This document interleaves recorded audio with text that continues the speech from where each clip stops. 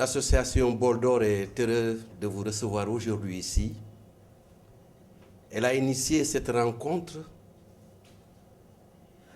qui, à la suite des élections, de l'élection du référendum de ce jour, pour qu'il y ait un échange entre ceux qui ont soutenu le oui et ceux qui ont soutenu le non. C'est une rencontre citoyenne voulue par cette association dont le siège se trouve ici même. L'association Boldor a son siège ici, évolue dans ce quartier, a pour mission de raffermir les relations entre les personnes qui évoluent ici, de travailler en faveur de mettre les enfants de ce quartier, de les soutenir, de les orienter, etc. Aujourd'hui donc, en organisant cela, cette association n'a pas de crainte compte tenu du vécu des Sénégalais vis-à-vis de la politique, de la démocratie, qui est un humanisme, la démocratie. C'est la raison pour laquelle nous pensons que ce sera un débat policé, un débat qui met en opposition des gens, des cousins. Je pense que l'essentiel est d'aller dans les idées en mettant en avant nos valeurs de respect de l'autre, de considération, cette pudeur qui fait la particularité de notre pays. Je ne serai pas long.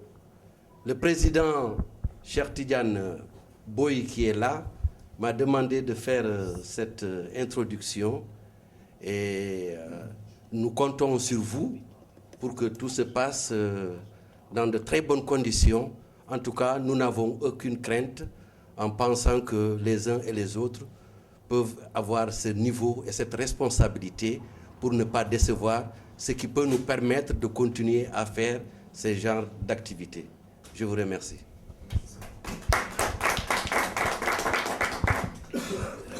Merci Moussa. Nous allons donc rentrer dans le vif du sujet. J'aimerais quand même aussi m'associer aux remerciements à l'endroit de l'association Boldor qui prend l'initiative quand même de réunir les Sénégalais en ce soir de scrutin référendaire. Alors, je crois que Paris s'est réjoui surtout d'avoir une bonne organisation du scrutin, en tout cas sur le plan organisationnel, matériel.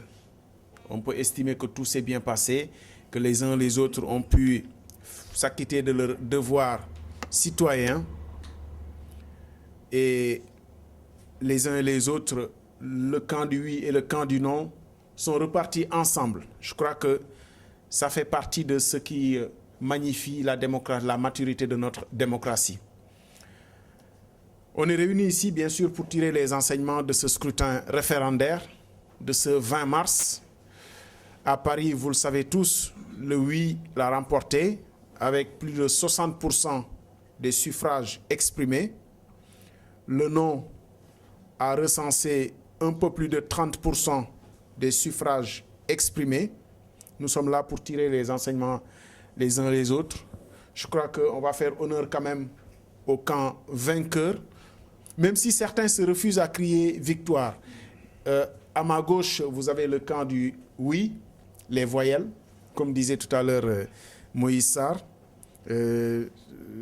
qui est membre de la cellule des cadres républicains. Je crois que le COJER, c'est comme ça que vous l'appelez, la CCR plutôt. Voilà, Bahoum revendiquait tout à l'heure, revendique de suite son COJER, je crois qu'on va le lui laisser.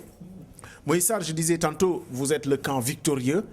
Est-ce que quand même, à la lecture du scrutin, la participation qui est relativement faible, je dis bien relativement puisqu'il y a d'autres paramètres qui font qu'aujourd'hui, on ne peut pas forcément attribuer la faible participation au fait que les Sénégalais ont boudé ce scrutin. Est-ce qu'il y a de quoi quand même se réjouir pour vous, le camp victorieux avec 60% des suffrages exprimés?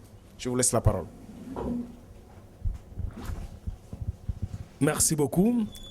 Et commencer d'abord par me réjouir de cette belle initiative qui montre une fois de plus la beauté de la démocratie sénégalaise, mais aussi le charme que nous dégageons en tant que nation et en tant que peuple mature. Faire une élection. Après un mois, je dirais même, de campagne, avec tout ce qui a été dit, et se retrouver juste après, comme nous l'avons fait ce soir, pour échanger avec courtoisie et respect, j'avoue, une fois de plus, c'est à saluer. Saluer aussi cette association qui se bat pour améliorer les conditions de vie et d'études, pas études, mais les conditions de vie quand même de ces enfants. Et après ces remerciements et ces félicitations, naturellement, nous, le Présidium dit oui, qui regroupe beaucoup de partis politiques. Je vais citer quand même le Parti socialiste, l'APR, l'AFP, le KISAL, le PRC, des forces de la société civile comme IPOD et beaucoup d'autres partis ou associations qui sont mobilisés aussi pour dire ce qui nous a été proposé est consolidant. Ce qui nous a été proposé va dans l'intérêt supérieur de notre nation, du Sénégal. Parce que ça renforce la démocratie, ça consolide aussi l'état de droit. Et rendre hommage aussi à l'ensemble de nos compatriotes, ici en France, au Sénégal et dans le reste du monde, qui sont mobilisés aussi massivement. Il faut le dire. Ici, j'avoue, le taux de participation, on peut en parler. Je suis ouvert. Mais il y a quand même des clés de lecture qui font que, avec 70%, ce n'est pas 60%, c'est 69,29%. J'arrondis en disant 70% en Paris. En France, les résultats qui remontent nous font état plutôt de plus de 66, entre quelques points. J'arrondis aussi en disant 67%. Quand on remporte une victoire aussi éclatante, j'avoue, on doit être content, on doit être fier, mais cette fierté ne doit pas simplement, à la limite, se limiter sur ces résultats, mais se dire il y a du travail à faire et ce travail-là, nous devons le faire, dans la mesure où on a vu des points qui nous concernent directement. Je prends l'exemple des députés qui vont représenter la diaspora. Nous sommes de la diaspora, nous devons pouvoir, dès demain, commencer à réfléchir sur des propositions.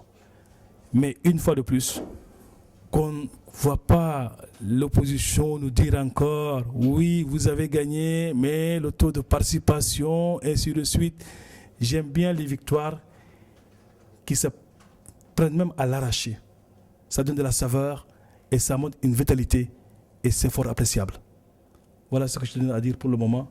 Mais une fois de plus, c'est une belle victoire et c'est une victoire aussi du peuple sénégalais, en tout cas de nos compatriotes qui sont ici en France et particulièrement à Paris. Moïsa, nous reviendrons à vous et ainsi que vos camarades du oui tout à l'heure. Je vais quand même essayer de respecter le parallélisme des formes. J'ai donné la parole à un membre de parti politique appelant à voter oui. À ma droite, j'ai Ben Boubacar Benjelou, mais je ne vais pas lui donner la parole puisque c'est un militant associatif des mouvements citoyens. Alors, si je me retourne sur la droite de Ben, il y a Sanou Dione, sauf que le Parti socialiste a été quelque peu divisé dans ses consignes. Donc, je vais aller rejoindre Ibrahima Diop, qui est membre du Parti démocratique sénégalais et qui, on le sait, représente le PDS et membre du Front patriotique pour la défense de la République. Ibrahima, allez, on va parler de façon triviale.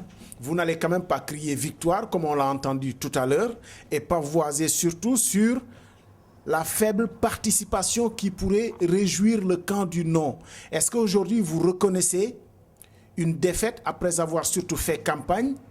Nous sommes tous témoins aussi des événements organisés où le camp du non était quand même, semble-t-il, très, très confiant en direction de ce 20 mars. Est-ce qu'aujourd'hui, il s'agit pour vous de reconnaître une défaite, de tirer le bilan et faire les enseignements nécessaires pour l'avenir? Merci, mon frère Abdoulaye Cissé. D'abord, je tiens à m'associer aux remerciements adressés aux responsables de l'association Bol d'Or qui a tenu à organiser ce débat. Je pense que ce soir, s'il y a un camp qui doit savourer une victoire, ça doit être le camp du non. D'abord, la première victoire, c'est l'abstention. L'abstention, c'est une action, un acte qu'il faudra déterminer et décortiquer politiquement. La signification de l'abstention aujourd'hui, 82% de taux d'abstention, mais je pense que c'est du jamais vu dans l'histoire politique du Sénégal, ici en France. Vous les classez où pour parler concrètement? Moi, je suis d'avis que tous ceux qui se sont abstenus ont dit non à Macky Sall. Maintenant, à cela s'ajoute maintenant les 30% de ces Sénégalais qui ont dit non. Je pense quand même qu'aujourd'hui en France, les 80% ou bien les 90% des Sénégalais qui sont inscrits sur le fichier de la France ont dit non à Macky Sall. Maintenant, ce non a plusieurs significations. D'abord, parce que nous sommes persuadés que ce référendum n'avait pas sa raison d'être. Macky Sall avait tenu une promesse devant le peuple sénégalais à réduire son mandat en cours et à s'appliquer le quinquennat. 4 ans. 4 ans durant lequel il a fait le tour du monde. Il a été devant Nicolas Sarkozy pour lui dire que je suis élu pour 7 ans, mais je réduirai mon mandat pour 5 ans. Je pense que tout le monde se souvient. Je vais vous laisser développer. Voilà. Mais j'aimerais quand même, voilà, il y a eu un temps pour la campagne, d'accord? Vous aviez développé vos idées sur cette campagne et sur ce point précis. Sur, il l'avait promis, il ne l'a pas fait. Aujourd'hui, on a dépassé cette étape-là. On est surtout sur l'après-élection. Vos arguments, vous les avez développés. Apparemment, les Sénégalais ne vous ont pas entendu, en tout cas ne vous ont pas suivi pour voter non. Vous considérez que tous ceux qui se sont abstenus sont de votre camp. Je vous le concède. Mais aujourd'hui, comment vous positionnez-vous pour l'avenir? Je reviens là-dessus, mais permettez-moi quand même d'expliquer le sens de ce fort taux d'abstention et de ce fort taux qui a voté non aujourd'hui. Donc, il avait fait le tour du monde. Sarkozy, François Hollande, Obama, le Khalif général des Mourides, le Khalif général des Tidjanes, partout au Sénégal pendant 4 ans pour dire qu'il allait réduire son mandat à 5 ans et qu'il allait s'appliquer ce quinquennat. Mais si aujourd'hui maintenant à 60% pour lui, ça veut dire que Paris ne lui tient pas rigueur. Vous savez, nous sommes tous témoins aujourd'hui de ces nombreuses irrégularités qui ont émaillé le scrutin. D'abord, nous avons été dans des bureaux de vote où il n'y avait pas de président à l'heure indiquée sur le code électoral. Parce que l'électoral indique bien que le scrutin démarre à 8 heures. À 8 heures, il y avait pratiquement 13 bureaux de vote où il n'y avait pas de président. 13 bureaux de vote. Il y avait d'autres bureaux de vote où il n'y avait pas d'assesseur, où c'est des étudiants qui n'avaient ni carte d'électeur, ni carte d'identité, qui sont ramassés je ne sais pas d'où pour venir siéger dans les bureaux de vote. Ce que nous jugeons inacceptable. J'ai du respect aux étudiants sénégalais, mais je vous ai dit que le scrutin, l'élection, c'est une chose sérieuse. Si vous n'êtes pas en mesure d'organiser des élections sérieuses avec toute la rigueur requise, vous n'aviez pas à vous précipiter pour le faire. Et monsieur, mon ami Moïse, je pense que j'ai eu l'élégance et la décence de vous laisser parler. Je ne vous ai pas coupé. Donnez-moi aussi vraiment ce respect-là. Je respecte les étudiants. La deuxième chose, vous savez, l'APR, les moyens que Macky Sall a mis dans cette campagne en France, il ne les a même pas mis lors de l'élection présidentielle en 2012. Les gens parlent de 100 000 euros, les autres de 90 000 euros. Mais tout compte fait, cette mobilisation... Il y avait plus de 60 bus dans, au centre de vote. Mais quand même, si c'était une élection référendaire, tout simplement, pour solliciter le peuple sénégalais, je ne vois pas quel est l'intérêt vraiment d'une telle mobilisation avec des bus, des moyens colossaux. Et je vais vous dire quelque chose. Le caractère partisan et partial de M. le consul Amadou Diallo. Il est même allé jusqu'à menacer des représentants du courant du non. Lorsque nous sommes venus, nous avons constaté des irrégularités. Notre droit, que nous avons tenu à manifester, nous avons été le voir. Il nous a dit que voilà, l'élection, c'est comme ça. Nous avons constaté qu'il y a des irrégularités, mais il faudra faire avec. On a été voir le président de la DCNA qui nous a répété la même chose. Donc, avec toutes ces irrégularités, avec vraiment toute cette mobilisation financière de la part de l'APR, le peuple sénégalais présent en France a montré à Macky Sall qu'ils sont du camp du non et les résultats le prouvent. Et je pense, comme je l'ai dit tout à l'heure, que s'il y a un camp qui doit manifester, qui doit crier victoire aujourd'hui, c'est le camp du non. Voilà une compétition où deux camps crient victoire. Bon, tant mieux, ça veut dire que tout le monde est content. Je pense qu'on est certainement le seul pays où au sortir des élections, on peut tous faire la fête et on est tous contents. Je crois que au moins on a échappé à certaines choses qui se passent dans d'autres pays où au soir des élections, les gens se tirent dessus, ou au moins on est épargné. Je vous le concède, Ibrahima Diop, et je concède à Moïse Sarr aussi ses arguments. Je me retourne vers Boubacar Benjeloum. Ben, vous avez participé quand même activement à cette campagne. J'aimerais pas qu'on revienne sur les arguments développés par les uns et les autres, parce que les électeurs sont souverains. Ils ont confié Moïse Sarr nous rectifiait en disant près de 70% des suffrages à Macky Sall. Quelle lecture faites-vous de ces résultats? Et surtout, à l'avenir, comment se positionner aussi?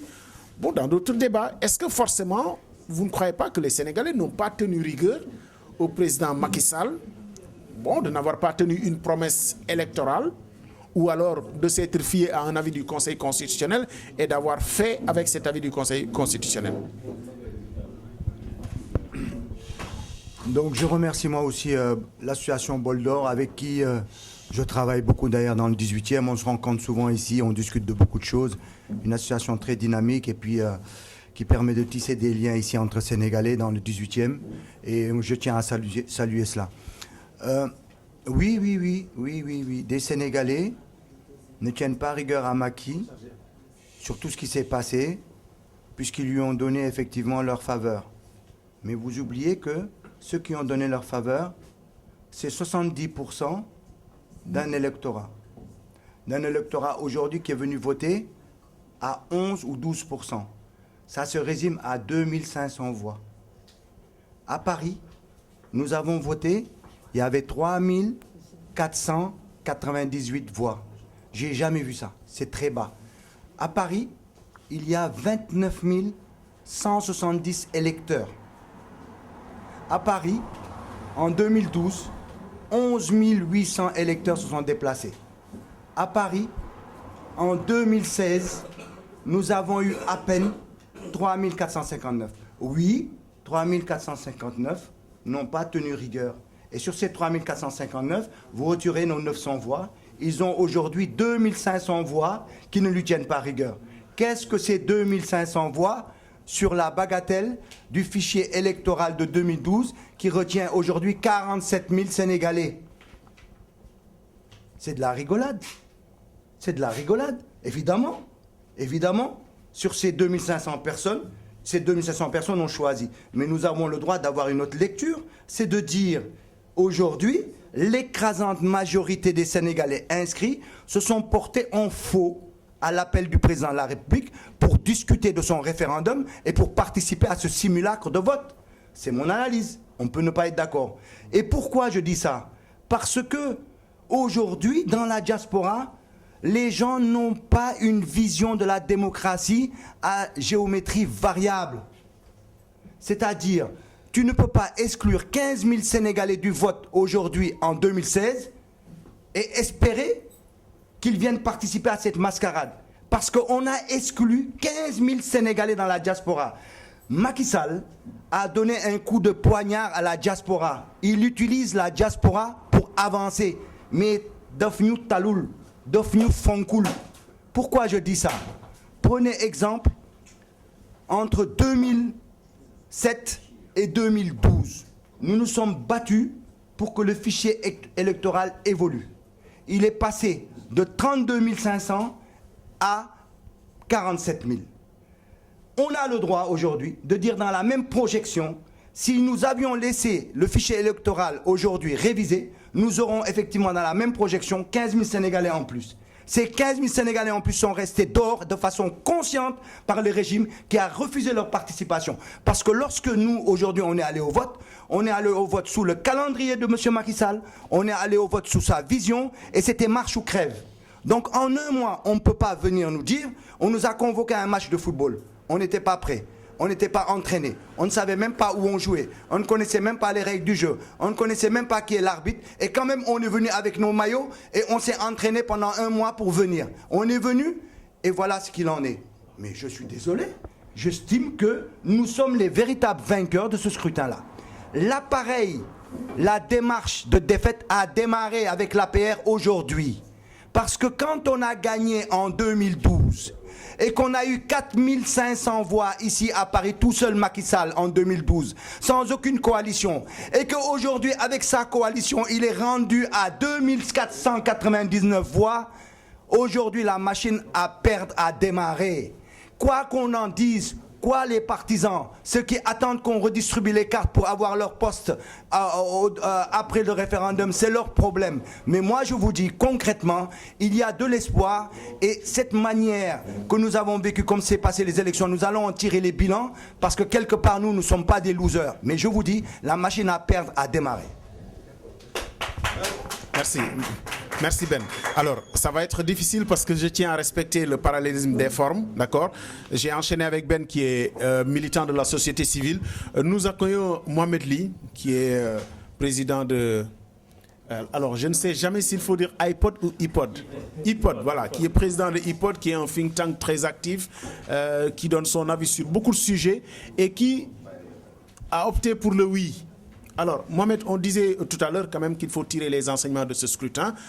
Vous avez certainement entendu le camp du non qui crie aussi victoire. Est-ce qu'aujourd'hui, il y a de quoi se réjouir, surtout vous, militants citoyens, même si le oui l'emporte avec entre 60 et 70%, la fourchette est assez large parce qu'on n'a pas encore compilé tous les résultats des provinces. Est-ce qu'il y a de quoi se réjouir aujourd'hui, vu le fort taux d'abstention de gens qui ne se sont pas déplacés et qui peut être lié à plusieurs facteurs? On a parlé du fait de la non-révision des listes depuis 2011 ou 2012 et du fait que beaucoup de Sénégalais qui étaient parmi nous ne sont plus là, ou que d'autres qui se sont installés entre-temps, étudiants ou travailleurs, ne sont pas inscrits sur les... Mais est-ce que cela suffit à justifier qu'une bonne partie des Sénégalais quand même ne se soient pas déplacés, qu'il n'y ait que entre 12 et 13% qui se soient déplacés? Est-ce qu'il y a de quoi crier victoire aujourd'hui pour le camp du oui qui a porté son choix sur ce projet référendaire du président Macky Sall?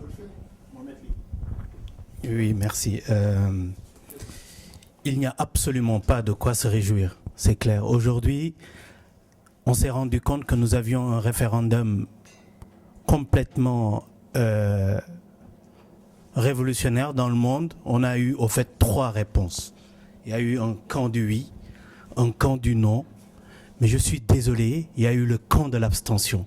Et aujourd'hui, c'est ce camp qui a gagné.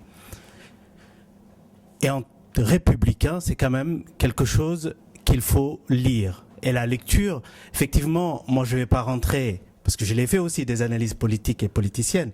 Aujourd'hui, ce n'est pas mon rôle et je ne porterai pas ce costume. Les oui diront oui et non. Mais il y a quand même une orthodoxie en politique. On ne peut pas faire appartenir des gens qui ne se sont pas exprimés à un camp, qu'on veuille l'entendre ou pas. Ce n'est pas possible.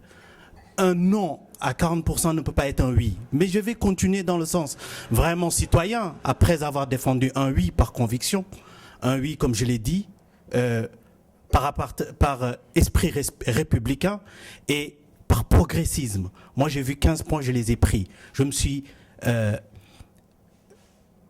exprimé sur le fond et le contenu de ces réformes, et c'est mon rôle en tant que think tanker.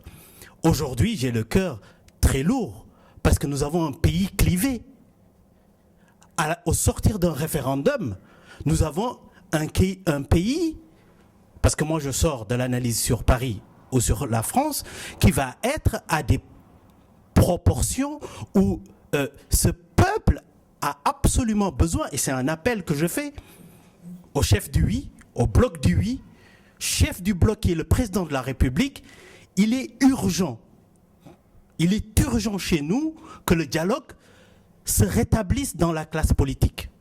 je le dis après avoir assumé un oui, il est urgent que nos acteurs politiques soient à la hauteur de la mission qu'ils se sont donnée, qui est de s'occuper des affaires publiques. Et je discutais tout de suite avec un ami, au téléphone, en débriefant, on s'est rendu compte que des Palestiniens et des Israéliens discutent. Et chacun peut te dire, sur 3 générations, combien l'autre camp lui a pris. Nous savons l'inconfort dans lequel, par esprit républicain, un François Hollande peut recevoir Marine Le Pen sur le perron de l'Élysée, juste pour parler des troupes françaises qu'on envoie, parce que c'est une obligation, c'est une exigence républicaine. La République, la démocratie marche sur 2 piliers. Son premier pilier, c'est la concurrence. Cette journée qu'on a vécue, qui est une partie intégrante de la démocratie, que le Sénégal vit depuis 1800, on le dit, que le Sénégal honore. Mais il y a un deuxième pilier et qui revient au président de la République, en tant que président de tous les Sénégalais. Est-ce que votre appel ne vient pas finalement un peu trop tard, puisque cet argument que vous développez, je vais juste finir, cet argument que vous développez a justifié le nom de certains. Complètement. Pour dire que puisque le président ne nous a pas consultés, n'a pas ouvert le dialogue avant... Si vous me permettez, j'ai un avis là-dessus. Est-ce qu'aujourd'hui, les sociétés... J'ai un avis là-dessus, j'ai un écrit là-dessus. Légitimité de mettre en œuvre... Mais complètement. Non, mais il y a autre chose. La première analyse froide, et dont je me réjouis, c'est de dire que le camp du oui a clairement gagné. Et que le président de la République en France, parce que le présidium du oui dans lequel j'appartiens, a fait un boulot pour expliquer et dire aux Sénégalais. Et je dis, parce qu'au fait, il y a quelque chose en moi que je porte et que j'assume. Moi, j'ai le triomphe modeste. Parce qu'après le triomphe, nous sommes tous des Sénégalais. Et moi, je porte une casquette républicaine.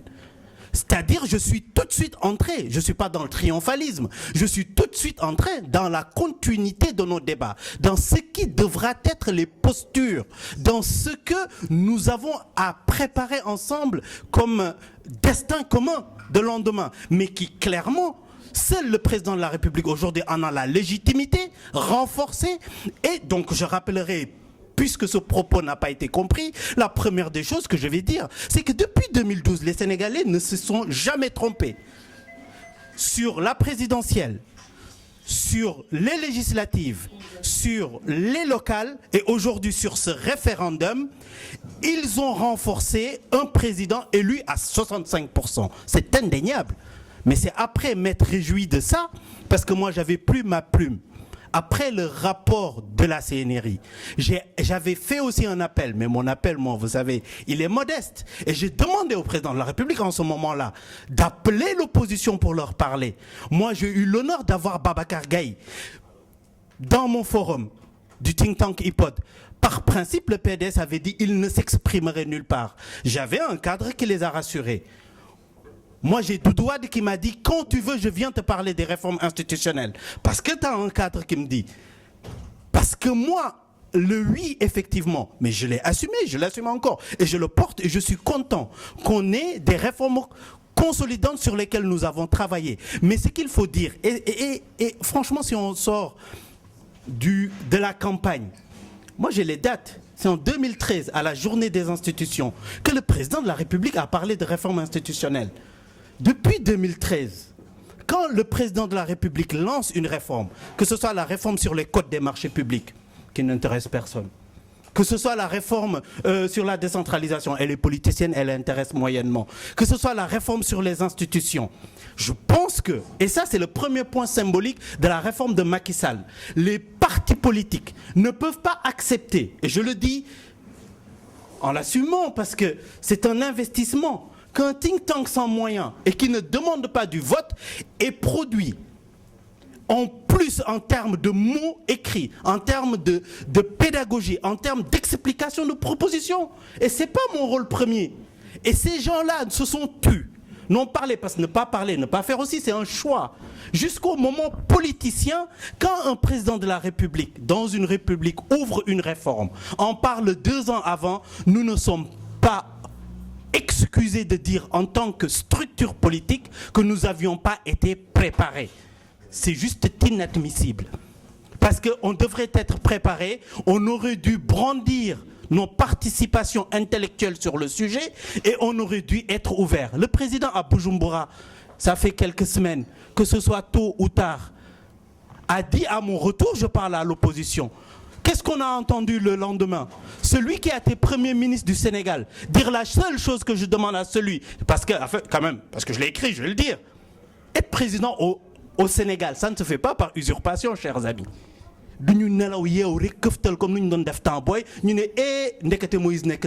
C'est faux de le dire, de le maintenir et d'oublier que c'est une compétition saine qui a été faite dans laquelle, par jeu démocratique, détermination premier tour et un deuxième tour, sinon rien n'a plus de sens en politique. Et qui a été élu à 65%. Cette légitimité-là, quand ce président-là vous demande de venir discuter, on ne peut pas botter en touche en disant la seule chose qu'on attend de cette institution, c'est qu'il quitte la tête de notre pays. Donc je dis, pour finir, notre classe politique doit prendre de la hauteur et du recul. Reprendre ce que j'ai connu moi en tant que jeune, et je vais le dire, parce qu'aujourd'hui je ne suis pas de son camp, l'attitude de quelqu'un comme Maître Wade. Maître Abdoulaye Wade, dans les années 88 de Braise, et Sanou est là, il va en être témoin. Il a tout le temps bloqué le pays pour une seule issue. Et heureusement pour nous, l'issue de pouvoir être invité à la table de discussion, l'issue de pouvoir imposer un rapport de force avec Abdou Diouf, ce qui nous a valu le code Kebambaye. Parce que les Sénégalais ont tranché, et en républicain, quand son peuple tranche, on ne fait pas des commentaires pour dire peut-être qu'ils sont bêtes, ou peut-être qu'ils sont cons, ou peut-être qu'ils valent 1 kilo de riz. Un républicain n'a pas ce discours. La première des choses à faire, c'est de respecter quand même l'expression populaire, et c'est une exigence.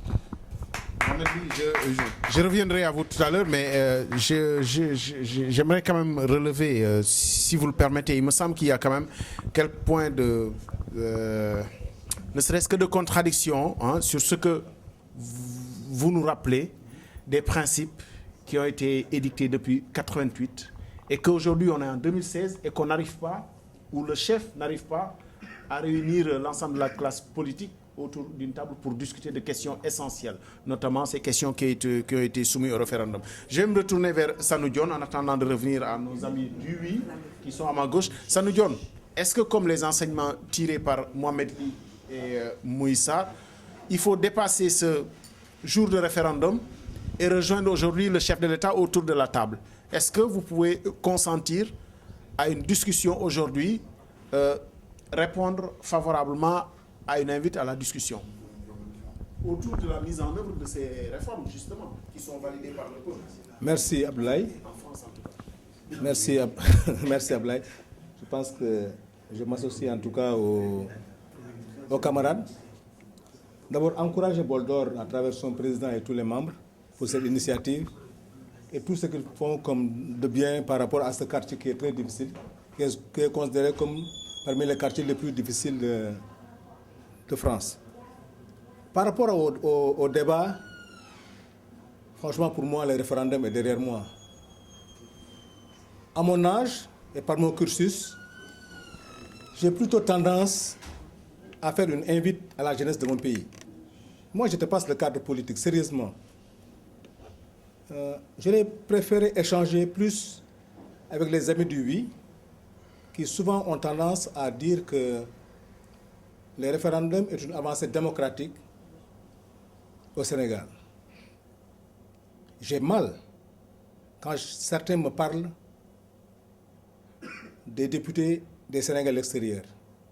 Parce qu'aujourd'hui, de par les réformes, on a introduit une loi maintenant qui permettra aux Sénégalais à l'extérieur d'avoir des députés. On a toujours eu des Sénégalais à l'extérieur qui ont été députés. Depuis le Parti socialiste, le PDS, l'APR, on a tous des Sénégalais. Mais en vérité, en matière d'expression démocratique, c'est là où j'ai mal. J'ai bien aimé l'intervention de mon ami qui a parlé tout à l'heure du référendum. Au moins, mes amis du oui peuvent accepter que pour la première fois, en tout cas dans le monde, je parle du Sénégal, qu'on voit un président se lever, faire un référendum sans consulter son peuple. Quand je dis son peuple, les représentants. Et ce qui est contradictoire dans ce référendum, on nous parle du statut de l'opposition, qu'on ne respecte pas. Tu ne peux pas mettre un statut de l'opposition sans pouvoir discuter avec l'opposition. Ça, c'est un préalable. Mais ça, nous, aujourd'hui, après que le peuple l'ait adopté, on suppose que le oui l'emporte. On est dans notre petit milieu de Paris, d'accord. Le oui l'a remporté. Le oui l'a remporté. 70% des suffrages. Aujourd'hui, s'il s'agissait de mettre en œuvre le résultat de ce référendum, comment les partis politiques comme le vôtre devraient se positionner? Est-ce qu'il faut aller aujourd'hui rejoindre le chef de l'État pour mettre en œuvre? C'est pas bon. Moi, jusqu'à présent, je considère que c'est un recul démocratique. On parle des réformes de la Constitution. On dit, on est de la diaspora. Ce qui motive le plus ces gens-là, c'est dire qu'on a des Sénégalais à l'extérieur. Qu'est-ce que l'Assemblée nationale, qu'est-ce que les députés qui vont être élus, qu'est-ce qu'ils vont changer à l'Assemblée nationale? Et dans la réforme, on va créer encore le Haut Conseil des collectivités locales. Un député, jusqu'à ce jour, ne peut rien changer à l'Assemblée nationale. Parce que vous n'aurez pas les outils, Moussa Djemé est là, parce que je vous donne un exemple pour vous dire que ce n'est pas possible. La loi des finances, que les députés sont censés voter, n'ont pas les moyens de le changer. Quand le gouvernement amène son projet de loi des finances, aucun député n'a pas les moyens de changer ce projet de loi. Non, c'est pour vous dire. Non, on parle de. Non, Ablaye. Mais ça ne marche pas comme ça. Non, Ablaye. C'est-à-dire que soit les députés ne se donnent pas les moyens. Non. Ils se donnent les moyens, c'est que sur le plan institutionnel, ils n'ont pas les moyens. C'est ce que je veux dire. Non, je suis désolé, ça ne marche pas comme ça. Soit c'est les députés eux-mêmes qui font marcher de l'autocensure, ils refusent de modifier un texte parce qu'ils appartiennent. Non. Ablaye, c'est pas ça. C'est les lois et règlements qui font que les députés n'ont pas les moyens de modifier cela. Si, je vous l'explique. C'est pour vous dire que les députés, Ablaye, dans le cadre du renforcement de la démocratie, il faut un équilibre de pouvoir. Il faut un équilibre de pouvoir. L'Assemblée n'a pas un pouvoir. C'est là où je vous dis, dans le cadre du renforcement de la démocratie, l'Assemblée nationale, ou les députés qui vont aller à l'Assemblée, n'auront aucun outil pour cela. C'est ça que je vous dis. Ce n'est pas le fait de dire qu'on a des députés de plus. Mais est-ce que dans cette réforme, est-ce qu'on a donné des outils? Qu'est-ce qu'on a fait dans cette réforme? On n'a fait que renforcer l'exécutif. On n'a fait que renforcer l'exécutif. Parce que le Conseil constitutionnel, c'est le président qui nomme. C'est le président qui nomme. L'Assemblée nationale, c'est le président qui nomme. Parce que jusqu'à présent, aucun député, et je vous le dis, consultez les règlements intérieurs de l'Assemblée nationale, aucun député, pour modifier une loi des finances, il faut créer ses propres recettes. Moi, j'ai les moyens, je n'ai aucun. Moi, je ne suis pas financier. On me demande, moi, Samuel John, je viens à l'Assemblée nationale, le ministre des Finances qui vient avec la loi des finances, entouré de 200 conseillers techniques, des experts. Moi, un seul député, aucun conseiller, on me dit que si tu dois changer une virgule sur la loi de finances, il faut que Samuel John, tu crées tes propres recettes. Je vais les créer. Avec quel moyen? Voilà ce qu'il faut changer. C'est pour vous dire que l'Assemblée, vous allez avoir 100 députés, 500 députés, ils vont voter pour leur parti. Après, c'est là où je dis on n'a pas fait un référendum pour équilibrer les pouvoirs. Maintenant, les pouvoirs du président sont renforcés. On a même pensé à un moment donné à un régime parlementaire. Parce que les pouvoirs du président sont extrêmement forts. Mais aujourd'hui, ces pouvoirs sont renforcés. Parce que c'est le président qui nomme les membres du Conseil constitutionnel. Non, le président de l'Assemblée nationale. Il propose. Non, attends. Il propose. Et c'est le président qui. Non, ça non. Choisit. Ça n'existait pas avant. Mais c'est plus. Mais si c'est ça pire. existe dans la nouvelle configuration. C'est pas bon? Oui, mais d'accord, le président va valider les propositions du président de l'Assemblée nationale. Qui est politique? Oui, mais ça nous. Nommé par le président. Non, le président de l'Assemblée nationale n'est pas nommé par le président. Mais non, on ne va pas refaire ce débat-là. Mais nous savons comment le président de l'Assemblée nationale est choisi. Si les députés. Oui. Les députés sont nommés par. Non, si les députés sont élus par le peuple. Quel peuple? sont proposés par qui?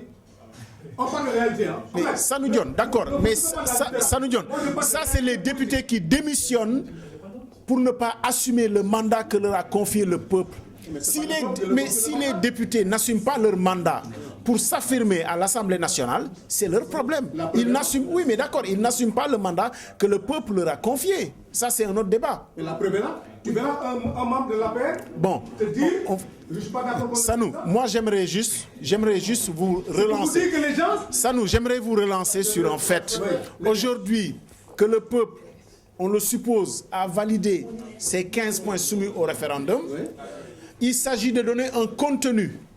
Parce que rien n'est arrêté, que ce soit le statut de l'opposition, dans la mise en œuvre. Est-ce que dans la mise en œuvre aujourd'hui, des partis politiques devraient rejoindre la concertation pour enrichir la mise en œuvre du statut de l'opposition? Parce que rien n'est arrêté.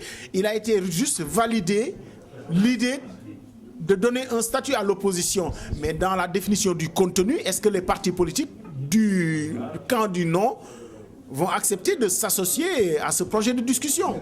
Ibrahima Diop. Merci. Bon, nous, en ce qui nous concerne, quand je parle, le PDS, nous ne rejoindrons Macky Sall ni demain ni après-demain. Nous sommes clairs là-dessus.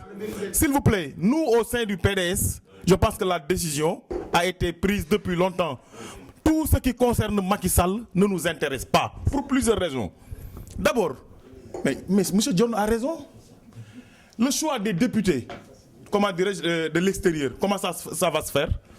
S'il vous plaît, non, s'il vous plaît, Macky Sall ne peut pas nous imposer. J'ai bien compris votre question. Ma question et je vous laisse continuer. Sur les 15 points qui ont été définis, il s'agit aujourd'hui de donner du contenu à ces 15 points, notamment sur le statut du chef de l'opposition, sur la représentation des Sénégalais de l'extérieur. Est-ce que vous, en tant que parti politique, vous auriez aimé rejoindre la concertation pour donner votre point de vue sur Monsieur Cissé, vous savez, il faut être logique avec soi-même. Nous ne pouvons pas rejeter le référendum et aller après discuter avec Macky Sall sur le contenu de ces points-là. Il faut aussi que certains membres de la société civile respectent les hommes politiques. Nous n'avons pas de complexe par rapport aux actes que nous posons pour le bien-être du peuple sénégalais. J'ai entendu monsieur dire qu'il faut que les hommes armés, monsieur Ly, dire qu'il faut que les politiciens sénégalais revoient leur copie. Mais quelle copie? Je pense que nous nous connaissons quand même. Arrêtons de nous déguiser en société civile pour se lancer dans la mare politique. Ayons le courage de nos idées. Soit vous êtes s'il vous plaît. Non, s'il vous plaît. Je ne coupe personne. Maintenant, par rapport au débat sur les 15 points, moi je dis que le Parti démocratique sénégalais ne rejoindra Macky Sall ni demain ni après-demain. Pour plusieurs raisons. D'abord, nous sommes logiques avec nous-mêmes. Le statut de l'opposition existe déjà dans la Constitution sénégalaise de 2001. Et on l'avait donné un contenu. Le problème, non, s'il vous plaît, mais monsieur, s'il vous plaît, laissez-moi m'expliquer. Je vais m'expliquer. S'il vous plaît, il y a eu en 2001, le statut de l'opposition est reconnu par la Constitution sénégalaise de 2001.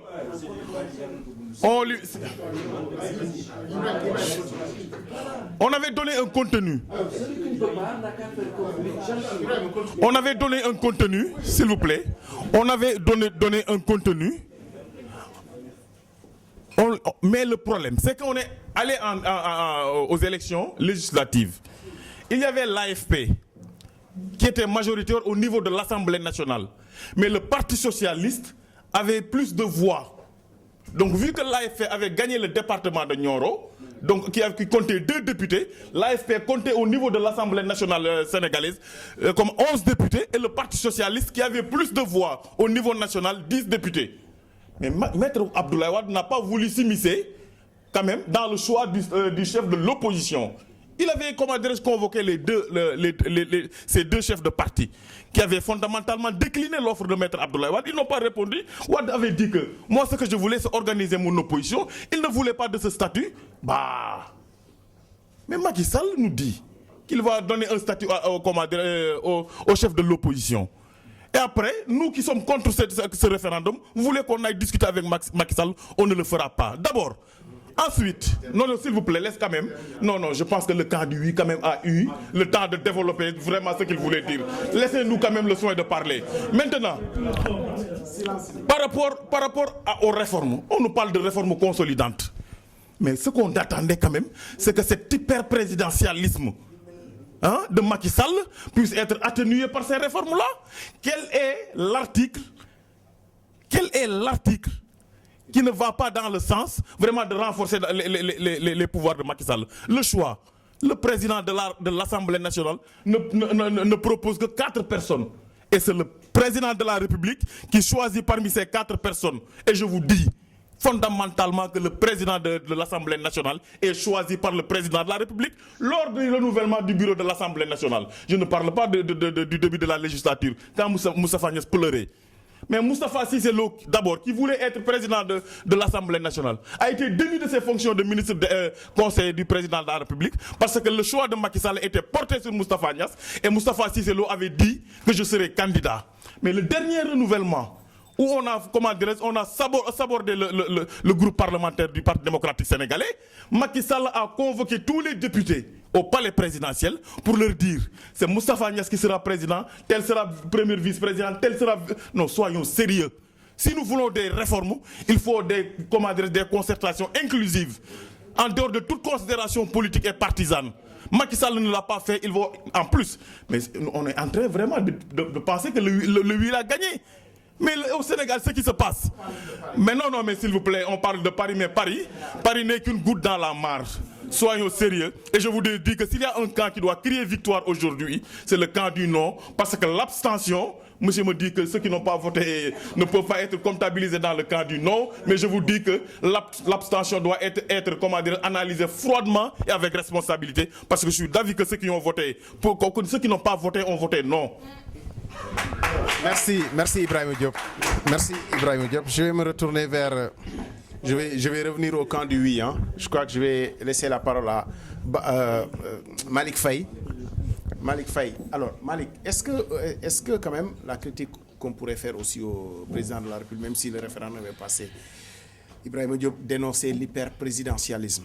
Certains ont pensé qu'il y a un point essentiel quand même qui aurait dû figurer au moins dans ces 15 points, c'est-à-dire déconnecter la fonction de chef de l'État avec ce statut de chef de parti qui fait quand même un grand mal à notre démocratie, c'est-à-dire un président de la République qui continue à s'occuper des petites sections de Grand Dakar, de Fouta Toro ou même de Fatick ou de Nioro, à recevoir tout le monde au palais, au point peut-être parfois même d'être trop impliqué dans la vie de son parti. C'est ce qui crée aussi des problèmes à l'Assemblée nationale, comme le dénonçaient Sanu Dione et Ibrahima Diop, notamment dans la mise en place. Aujourd'hui, comment vous voyez la mise en œuvre de ces points qui ont, je parle encore au conditionnel, validés ici à Paris, et si les tendances se confirment, peut-être que c'est le oui qui l'emporterait. Comment voyez-vous la mise en œuvre de ce projet de référendum, en fait, en impliquant bien sûr l'opposition qui a perdu, en tout cas ici à Paris? Bonsoir, monsieur Cissé. Alors, oui, bien sûr. Ce que je vais commencer par faire, c'est tout simplement demander à notre camarade du PDS de se calmer un peu. Je ne lui donne pas de leçons. Mais je pense que c'est la défaite ici à Paris qui rend ses nerfs un peu chauds. Et donc, je pense qu'il a besoin de se reposer un peu. Et comme ça, ça marchera. Pour ce qui concerne Macky Sall et la réforme, bien sûr qu'elle n'est pas parfaite, mais elle apporte un changement qui a fait que le Parti socialiste, dans sa majorité, a décidé de soutenir la réforme. On n'a pas soutenu parce que c'était Macky Sall.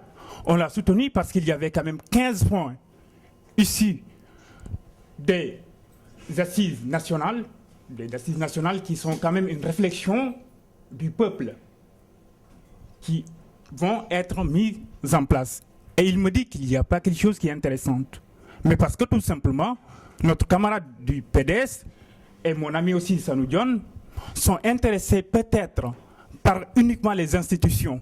Mais au-delà des institutions du Sénégal, il y a quelque chose qui est plus fort, quelque chose qui concerne directement les personnes qui ne connaissent pas ce que c'est qu'une institution. Je veux citer nos parents paysans, qui sont quand même 60% de la population. Même si on s'arrêtait sur le point qui concerne la réforme du foncier, ça suffit largement pour pouvoir dire on vote oui et que cette réforme mérite d'être soutenue.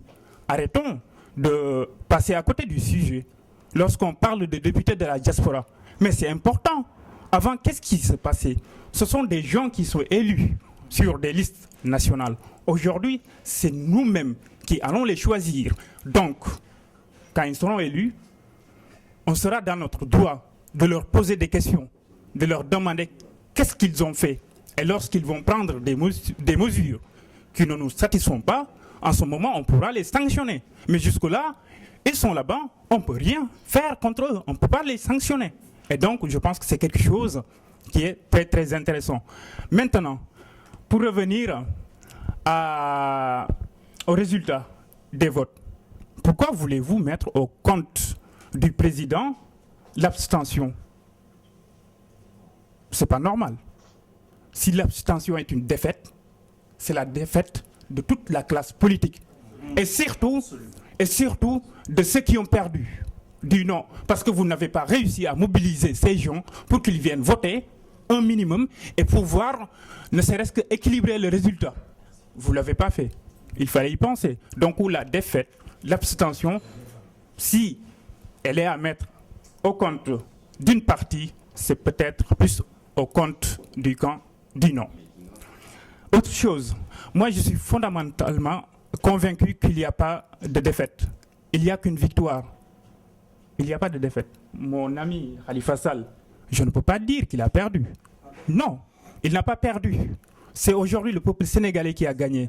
Et ce qui s'est passé, c'est qu'il y a des personnes qui se sont exprimées. On s'est exprimé sur des valeurs. D'autres se sont exprimés sur un combat purement politicien. Le PDS, pourquoi n'ont-ils pas soutenu ça? D'autres personnes de l'opposition qui vont dire on ne vote pas parce que nous voulons sanctionner Macky Sall. Pourquoi sanctionner un président? Lorsqu'on veut sanctionner, je pense, il faut attendre 2019. C'est là où il faut le faire. Mais il ne faut pas sanctionner le peuple. Là, le fait de voter oui, c'est de dire au peuple, il y a quelque chose que vous ne méritez pas. Vous ne méritez pas qu'on pense à vous. Tout ce que nous allons faire, c'est penser à nous-mêmes et de faire de sorte qu'on puisse faire partir Macky Sall, et donc ça devient un combat politicien, ce qui n'est pas acceptable. Il faut penser quand même à ce qui fait avancer le Sénégal. Et ce qui fait avancer le Sénégal, c'est la victoire du oui, ce qui se passe aujourd'hui, ce qui va nous permettre d'inscrire dans notre constitution de nouveaux droits. C'est indéniable.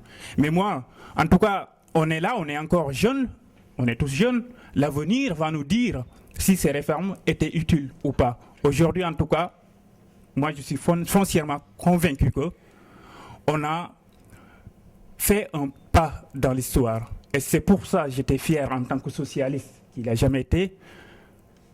Et je parle au nom quand même des socialistes qui ont voté oui, de faire partie de ce combat qui a permis d'acquérir des pouvoirs qu'on a longtemps exigés et qu'on n'avait pas. Il faut saluer le courage du président qui a décidé de soumettre au peuple ce référendum. Parce que, prenons l'exemple en France, notre parti, en tout cas où les gens demandent à chaque fois qu'il s'agit de prendre des décisions, de revenir vers le peuple. Et lorsque le président décide de revenir vers le peuple, pourquoi se plaindre?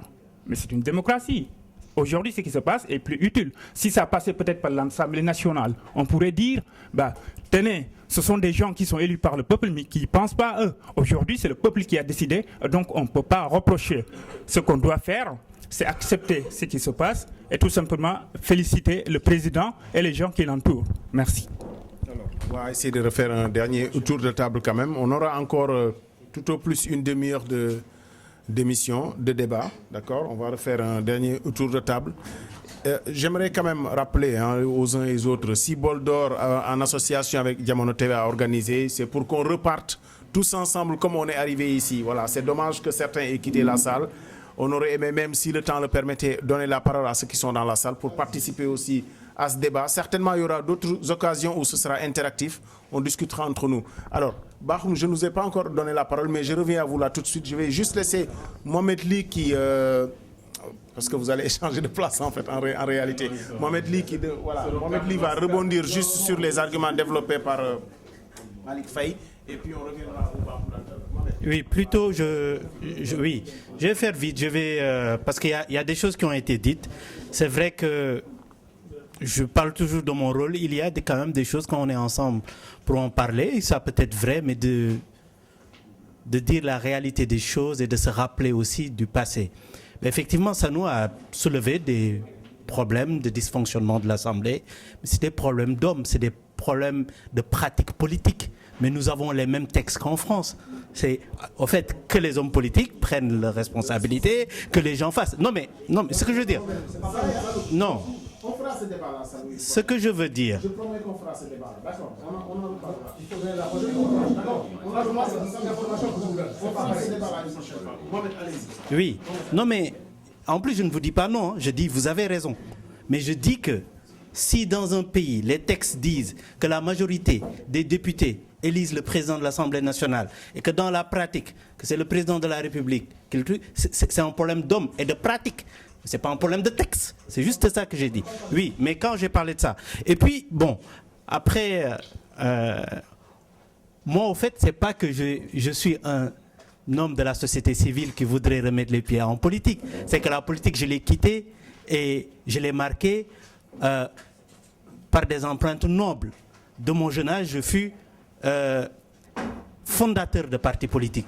Je veux dire, j'ai pas adhéré, moi. J'ai mis en place un projet de société que j'ai laissé à des gens, aujourd'hui d'ailleurs, qui sont dans le nom, qui savent bien s'en occuper, mon ami Moussatine. Ce que je veux dire, c'est que quand même aussi, quand on nous fait ce reproche de la société civile, je veux dire à mes jeunes frères, mais quand même, il faut apprendre l'histoire politique et même la très récente du Sénégal. Juste une petite pointe, quand vous parlez de Moustapha Cissé Lo, Moustapha Niasse, c'est avant-hier, tous les hommes politiques ici le savent. Quand Idrissa Seck est arrivé à l'Assemblée nationale, il a récupéré tous les téléphones portables. Il leur a dit je suis venu, arrogant et fringant. Il a dit c'est Youssoutan, président.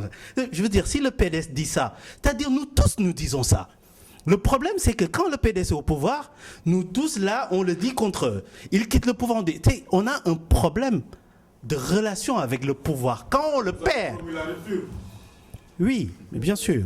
C'est ce que je suis en train de dire. Et les gens de la société civile que j'ai rejoints, nous soutenons cette rupture et la question donc de Cissé sur le président de la République et chef de parti et avec ses arguments, c'est un point que nous dans la société civile, au think tank Hip-Hop, que nous continuons de porter après les avoir aidés parce que nous avons une approche républicaine sur la question et progressiste, nous allons continuer à la porter. Et moi je vais rappeler, quand le président de la République a été élu, sans que ce soit encore officiel, à la première table ronde qui a été faite sur Télésud avec mon ami Abdourahmane Koïta.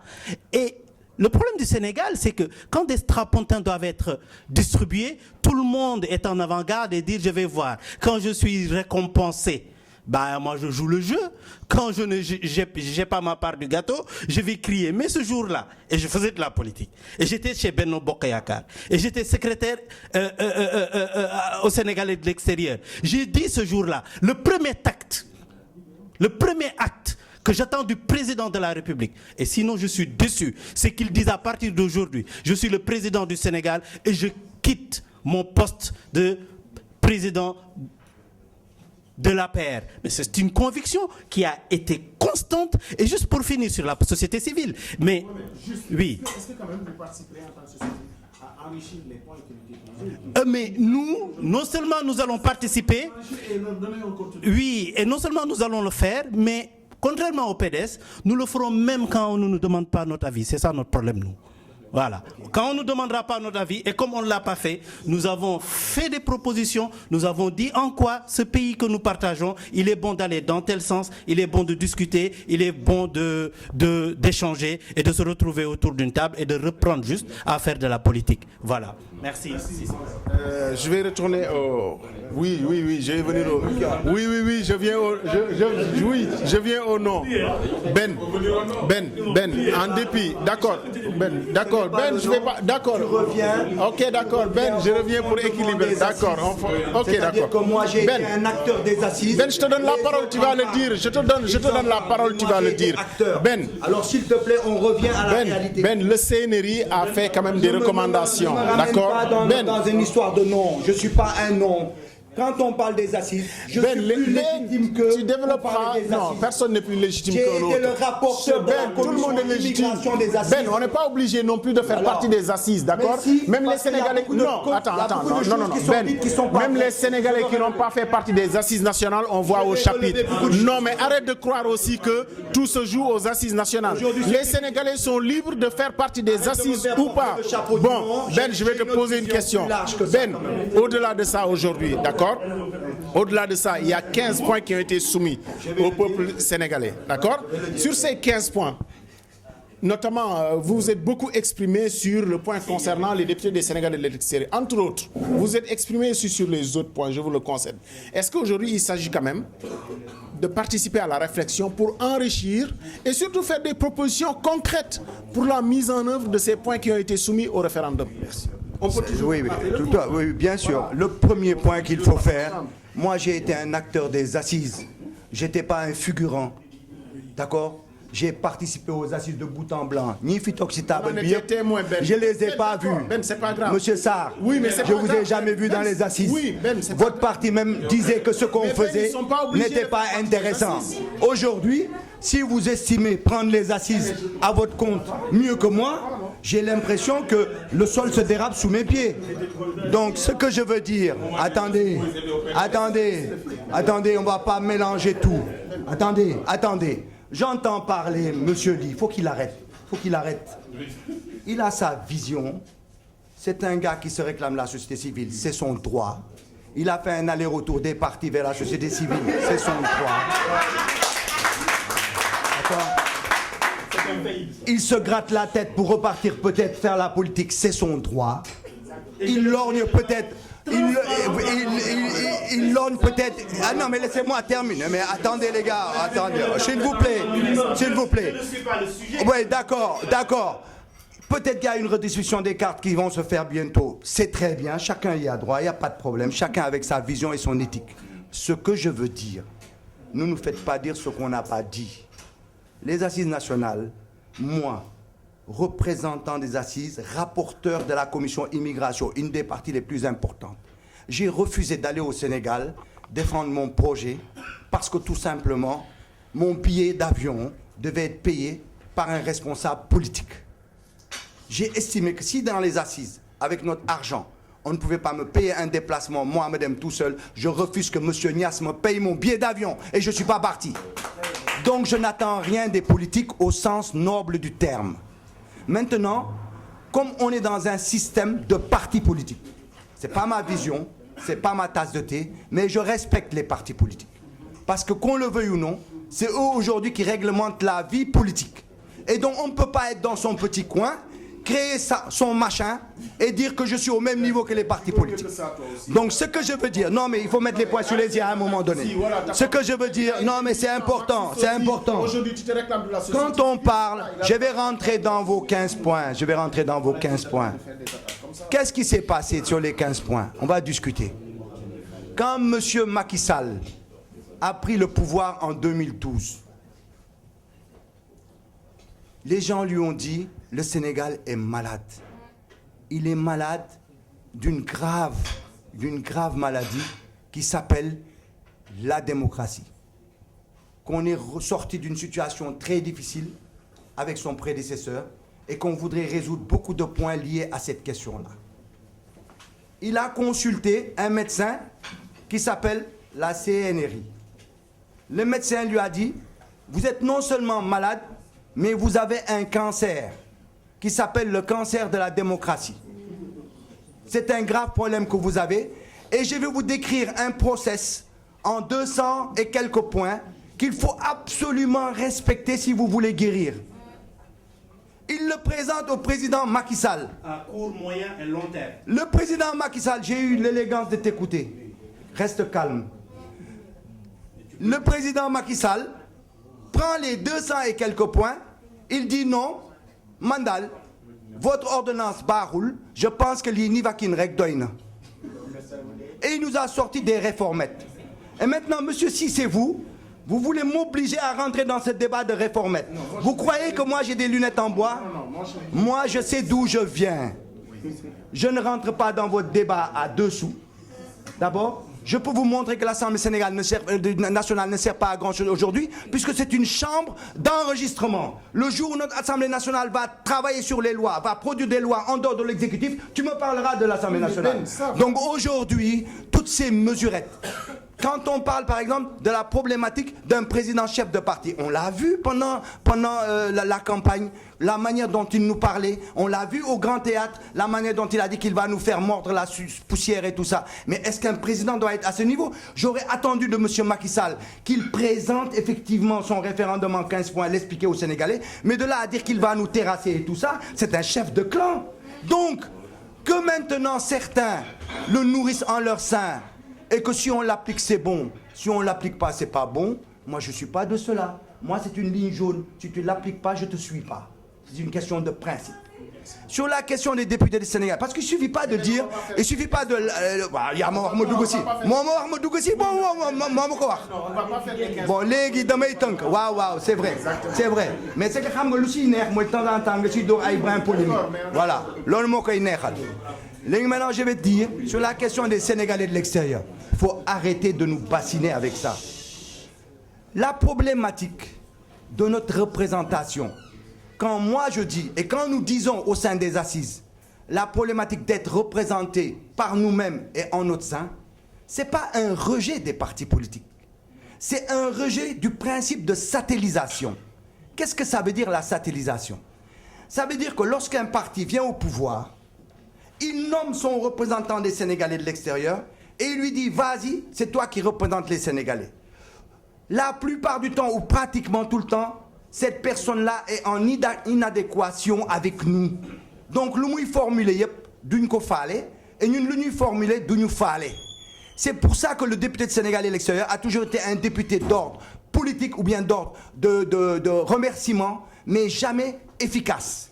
Donc, nous avons dit à un moment donné, il faudrait peut-être dire que le député parte de chez nous. Mais ce n'est pas dans le sens, quand tu n'es pas d'un parti, automatiquement tu es un bon député. C'est absolument faux. Parce que c'est parti comme ça. Demain, on va nous présenter un député parce qu'il gère une association de 500 Sénégalais. Il a sa vision limitée.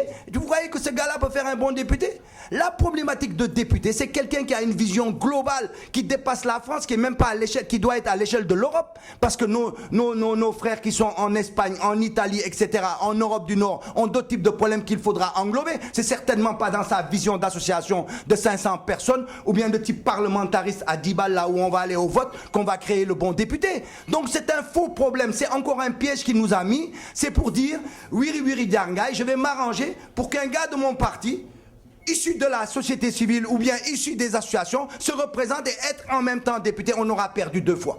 Le vrai problème des Sénégalais de l'extérieur, et ça c'est mon combat que je mène depuis 25 ans, 30 ans, donc aujourd'hui dénaturé, de me dénoncer, c'est d'où me cette démarche. C'est pour ça que je ne rentre pas dans la démarche de Macky. C'est pour ça ceux qui disent, mais Ben, on ne te comprend pas. Depuis 25 ans, tu combats pour quelque chose. Aujourd'hui, on te le donne sur un plateau et tu refuses. D'abord, on ne m'a jamais rien donné. J'arrache politiquement les choses. Si aujourd'hui, on en est arrivé à ce que la problématique des députés de Sénégal et l'extérieur est une donnée, c'est pas parce que Macky Sall nous le donne, c'est parce que d'un point de vue concret, dans la pratique, on l'a combattu et on l'a acquis. N'importe quelle politique qui prend le pouvoir et qui recule sur cette question, nous verra ici la diaspora se mettre debout contre elle. Donc, la problématique des députés, c'est pas ça qui est fondamental aujourd'hui. Ce qui est fondamental pour les Sénégalais de l'extérieur, et Macky Sall se garde bien de nous aider sur ces questions-là, avec toute sa dynastie de consuls et autres, c'est aujourd'hui de mettre en place un cadre intermédiaire, ce qu'on appelle une interface entre nous et nos gouvernants. C'est ça la priorité. C'est pas d'avoir un député, parce que ça nous dit des choses qui m'intéressent. Aujourd'hui, pour réellement porter nos problèmes et qu'on puisse les discuter, il faut qu'on ait une interface. L'interface, c'est quoi? C'est le principe, par exemple, du CSSE, le Conseil supérieur des Sénégalais de l'extérieur, qui a été dénaturé parce que sa conception, sa mise en place, a été laissée aux seuls politiques. Et quand vous laissez ces choses-là aux seuls politiques, c'est pas qu'ils sont mauvais, c'est qu'ils ne comprennent pas. Je termine. Parce que ma question, c'était, est-ce que tu vas enrichir la réflexion? Mais bien sûr. Tu viens de nous donner des points pour enrichir la réflexion. Parce que tu en doutais? Parce que tu en doutais? Parce qu'on a Tu en doutais? Tu en doutais? Mais bon, mais non. Laisse-moi finir. Je finis, je vous laisse la parole. Le Conseil supérieur du Sénégal, pourquoi ça ne marche pas? Parce que tout simplement, quand le PDS l'a repris avec un nouveau décret dont nous demandons l'abrogation jusqu'à présent, c'est de dire l'État prend 40 postes et nous donne dans la diaspora 30 postes. Et ces 30 postes-là vont être portés par des responsables d'associations. Et ces responsables d'associations ont été choisis par les différents consulats. Nous n'avons même pas été consultés sur ces questions-là. Et on s'est retrouvés avec des associations satellitaires qui sont proches du pouvoir. C'est comme si aujourd'hui, vous avez beaucoup d'associations qui sont proches de l'APR, on remet le CSSE en branle, et bien ces associations-là seront prioritaires pour intégrer. Parce que jusqu'à présent, le régime en place, avec tout son flanc-flanc sur la démocratie, n'a pas abrogé ce décret et nous a pas dit à quelle sauce on va être mangé dans le CSSE. Et c'est ça l'élément important. On est en train de nous faire perdre notre temps sur des choses qui ne sont pas importantes. Le véritable point, et là je vous mets au défi, vous l'APR et votre coalition, de nous mettre en place une interface et de nous aider à l'avoir et de nous montrer comment cette interface va être construite. Non pas avec des associations satellitaires, mais avec des véritables représentants de la diaspora issus de leur sein. Ben, je crois que parfois aussi, moi j'ai posé une question et je n'ai pas pu avoir de réponse, honnêtement. Parce que la question c'était de savoir est-ce que les uns et les autres accepteraient d'enrichir la réflexion pour donner un contenu aux 15 points. En même temps que tu nous fais une réflexion, on va se tutoyer, en même temps que tu nous fais une réflexion sur les points, ben, tu dis que tu ne vas pas accepter de rejoindre Macky Sall pour les enrichir. Je ne comprends pas finalement la position. Deuxième chose, Ben, je crois que aussi, mais je ne te parle pas de la majorité. Je te parle où? Mais le président de la République a clairement annoncé qu'il tend la main après le référendum pour donner un contenu aux 15 points qui ont été soumis. Deuxième chose, je crois quand même il faut... Deuxième chose. Nous avons travaillé dans le cadre des retraites. Nous avons travaillé avec le président de la République et les ministres et nous avons fait un bon boulot. On n'a pas besoin d'être derrière lui. D'accord. Et deuxième chose quand même, je ne défends pas les associations, mais c'est vrai que c'est une ritournelle. À chaque fois, c'est la même chose.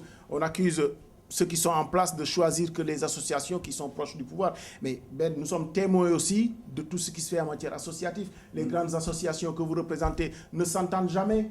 Voilà, il y a des fédérations. Mais justement, c'est ça le problème.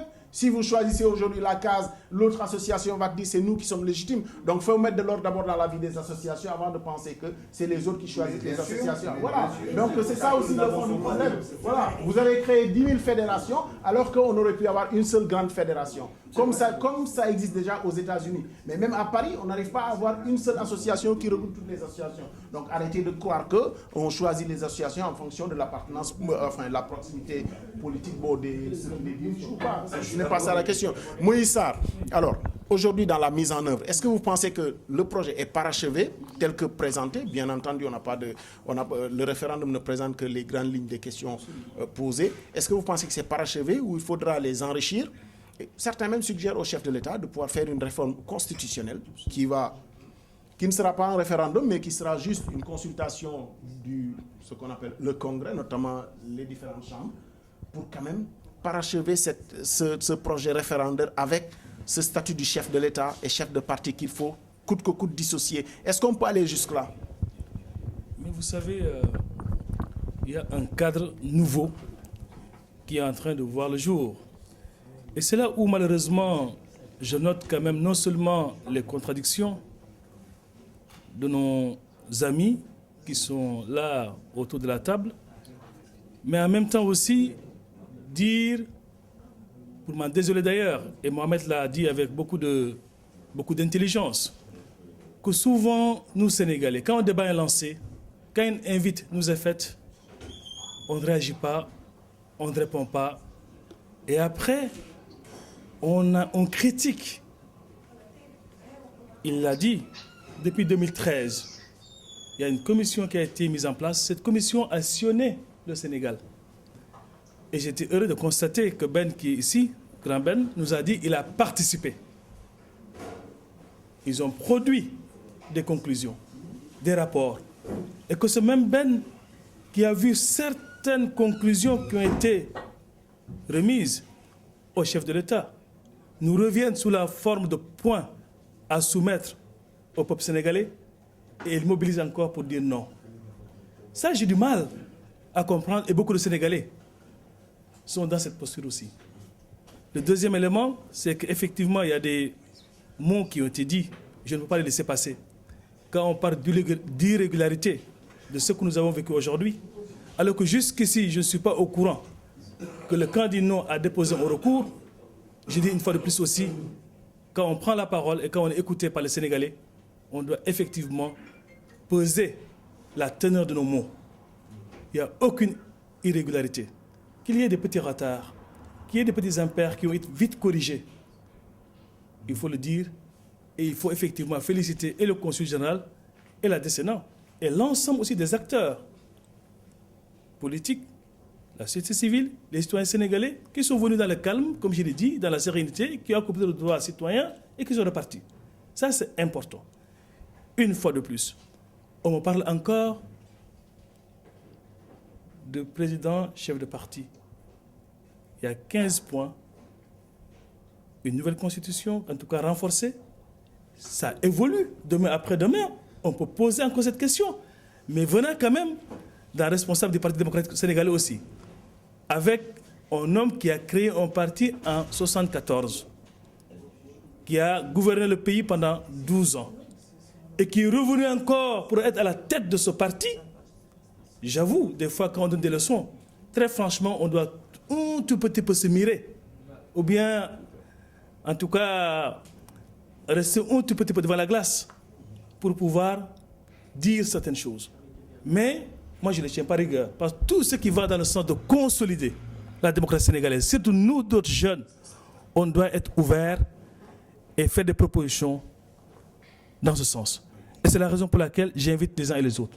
En tout cas, nous, au niveau de la PR, nous allons mener cette réflexion-là.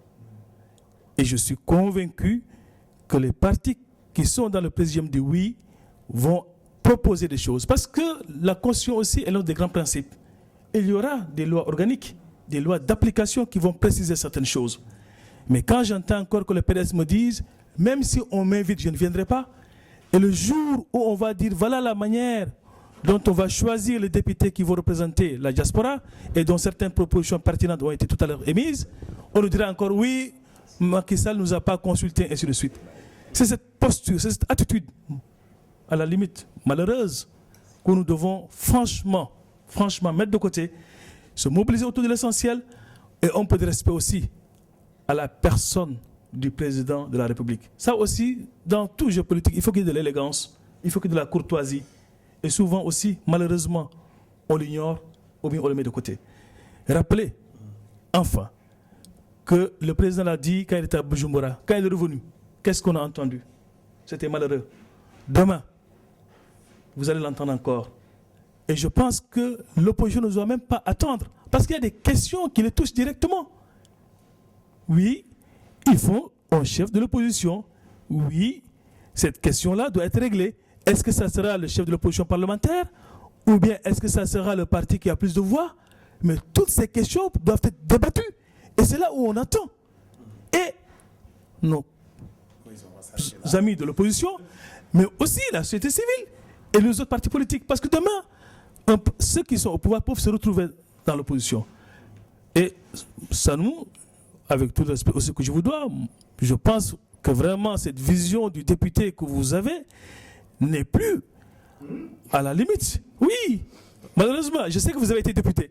Et peut-être vous avez été traumatisé par votre expérience de parlementaire. Mais aujourd'hui, très franchement, le député a quand même un certain pouvoir. Tout dépend de la personne. Le député peut proposer des lois. Et aujourd'hui, avec la nouvelle constitution, les pouvoirs même de l'Assemblée nationale sont renforcés.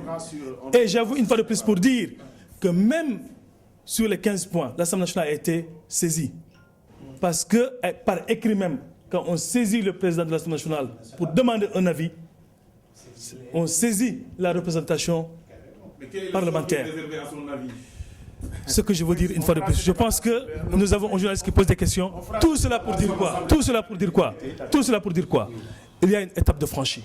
Saluons cette étape-là, continuons à discuter, à échanger, à répondre aux invitations et aux invités du président de la République dans l'intérêt supérieur de notre cher Sénégal. Parce que quand le Sénégal est stable, quand le Sénégal, en tout cas si nous avons un Sénégal où nous pouvons échanger, comme cela se fait dans les plus grandes démocraties, dans la courtoisie, dans le respect et dans la fermeté des convictions des uns et des autres, une fois de plus, c'est le pays qui va en sortir grandi. Mais le jusqu'au-boutisme, vraiment rester dans des postures politiciennes, on a, à la limite, je ne suis pas de Y'en a marre, mais un peu marre quand même. Attention. Alors, je vais passer la parole à Bakhoum. Je vous ai vu prendre beaucoup de notes, d'accord? Vous nous tirez vos considérations générales, d'accord? Et puis pour nous faire avancer. Comme ça, on va finir le tour de table avec le camp du non. Voilà, merci, doyen Cissé. Je voulais juste m'associer aux félicitations qui sont adressées à l'endroit donc de l'association Bol d'Or pour... Oui, en collaboration avec Diamano TV, c'est ça? Pour cette belle initiative. Une initiative républicaine même, je dirais. Je crois que vous nous donnez l'opportunité aujourd'hui d'apprécier ce qui vient de se passer aujourd'hui. Saluer effectivement l'esprit républicain qui nous a guidés durant toute la journée. Je crois que le processus d'aujourd'hui est à saluer et il faudra peut-être inviter à consolider cette démarche-là aujourd'hui. C'est la maturité du peuple sénégalais qui a été confirmée. Alors, puisqu'on parle de maturité démocratique, il est important aujourd'hui, au regard des résultats qui sont exprimés, de respecter le choix du peuple souverain. Qu'est-ce à dire? Le peuple a dit oui aux 15 points, aux 15 innovations que la réforme aujourd'hui préconise. Je crois que l'invitation de mon ami Moïse, elle est capitale. Il nous appartient aujourd'hui, en tant que société civile, en tant que responsable politique, de nous mettre autour de la table pour donner un vrai contenu à ces réformes. C'est ça le message que je retiens au soir de ce 20 mars 2016. Il faut venir discuter et enrichir. Si vous ne le faites pas, on fera ce qui sera à la hauteur de nos réflexions. Et en ce moment-là, vous allez crier encore « on m'a laissé de côté ». Je crois que quand même nous avons un pays qui permet le dialogue. Il faudrait que nous, politiques ou autres responsables, qu'on puisse accepter ce primat du peuple sénégalais, échangeons, donnons du contenu à ces réformes et on saura que c'est un pas. Il appartiendra maintenant aux générations à venir de faire leur pas. Je crois que c'est ça l'essentiel et je vous remercie. Je partage la victoire avec vous. C'est la victoire du peuple sénégalais. Merci Bakhoum. Je précise quand même que nous faisons... Je précise quand même que nous faisons ce plateau en raison du décalage horaire parce que nous sommes quand même en avance sur Dakar d'1 heure et on a pu se permettre de faire ce plateau en tenant compte au conditionnel des résultats sur le plan national. Donc, mais on a essayé de tirer les enseignements quand même sur ce qui s'est passé à Paris et surtout se projeter sur l'avenir. Sanoudjon, je crois que je vais vous laisser peut-être 1 minute. Non, pas deux minutes, d'accord. Bon, vous allez essayer de nous le faire. Vous allez essayer de nous le faire en 2 minutes, Sanou, parce que là on va être obligé. D'accord, Sanou, d'accord. Je te laisse.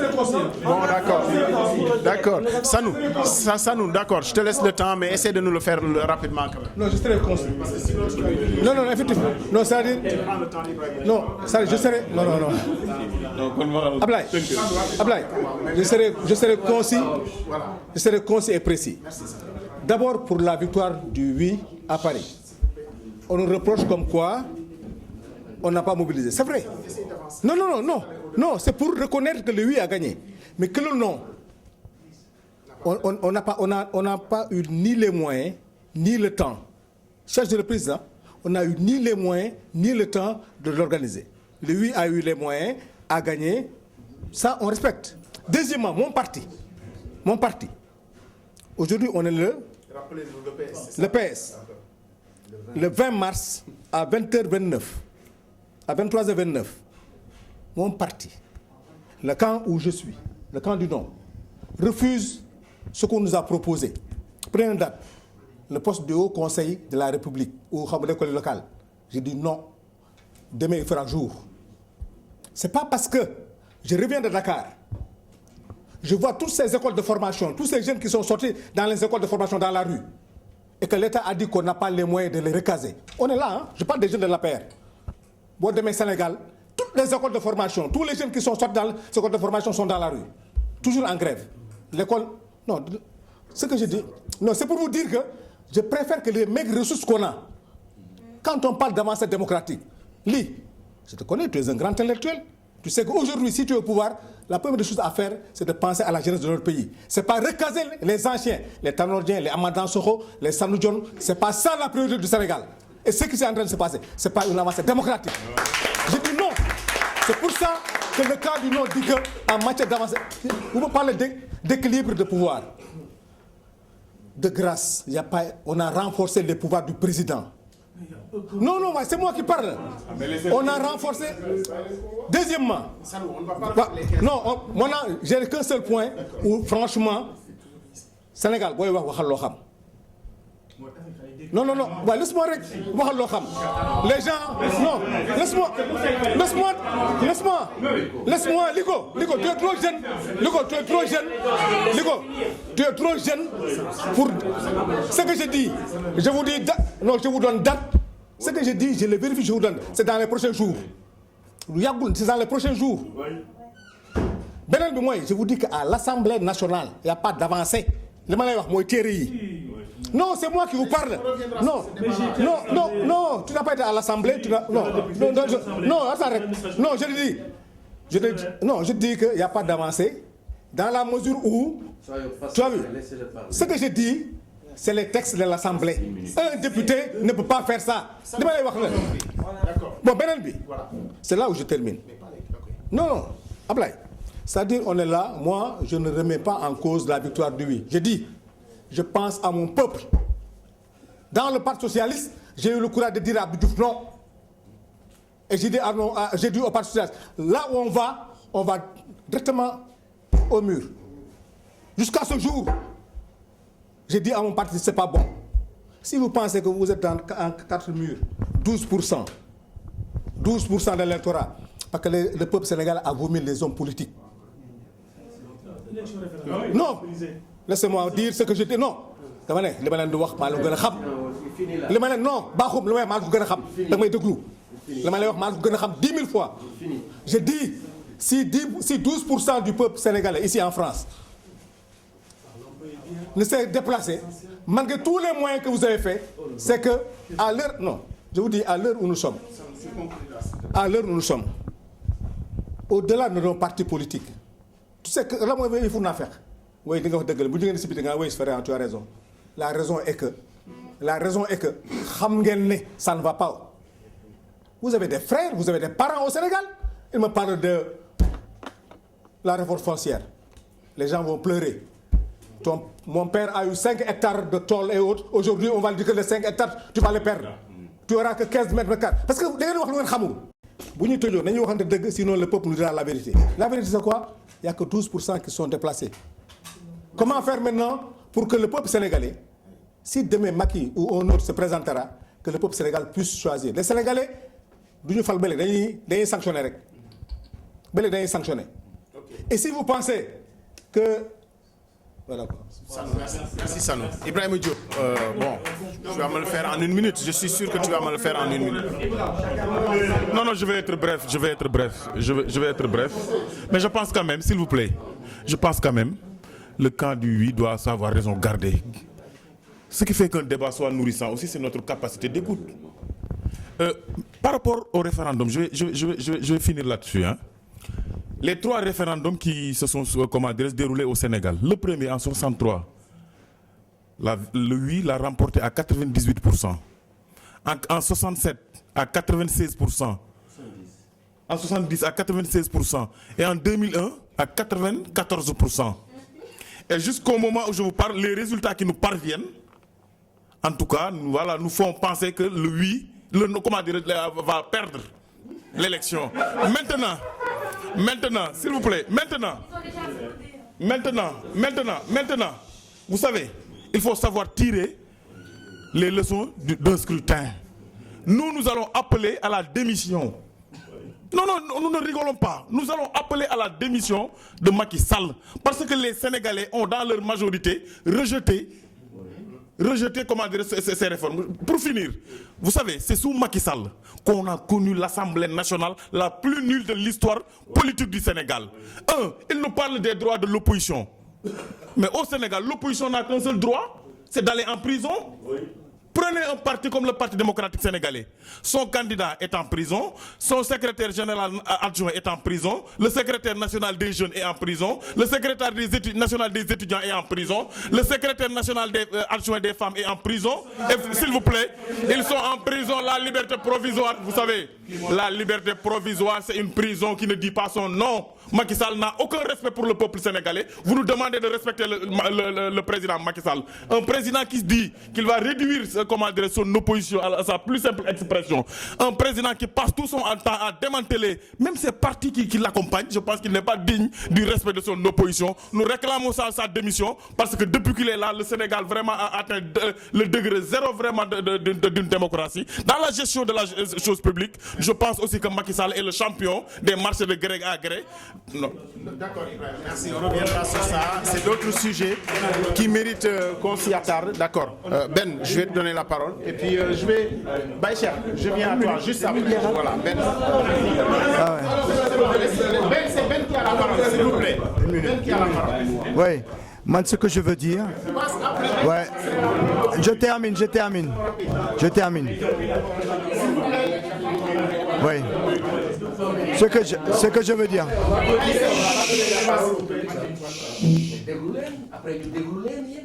Alors, donc, ce que je veux dire, le débat, est-ce qu'on va travailler avec le président sur telle ou telle question et tout ça, aucun souci, on travaillera. Au contraire, je vais soutenir ceux qui ont voté le oui pour voir quelles vont être les modalités pratiques, parce que moi, j'y ai pas cru. Si eux, ils vont me démontrer. Par contre, en termes de perspective, je vais te dire une chose.